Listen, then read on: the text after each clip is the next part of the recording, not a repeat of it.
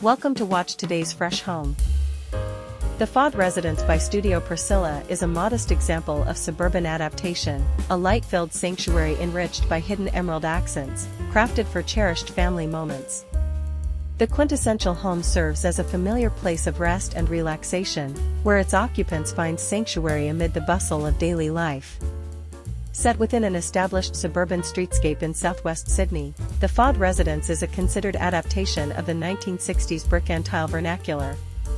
Unassuming to passers-by, the house gradually unveils a spectrum of modern ideals as one moves from front to back. Designed by Studio Priscilla, the interior effortlessly blends eras to create a distinctly timeless expression. Having forged a deep connection to the original home, the owners sought a balanced mix of old and new as a respectful evolution, explains interior designer Priscilla Alasai. The elongated, triangular site naturally evokes a sense of compression before opening up to a light-filled rear extension, featuring dramatic raked ceilings and well-proportioned apertures, designed by Samuel Russo of Habitat Housing. These contemporary volumes become the heart of the dwelling, offering a fitting backdrop for the young family that resides there.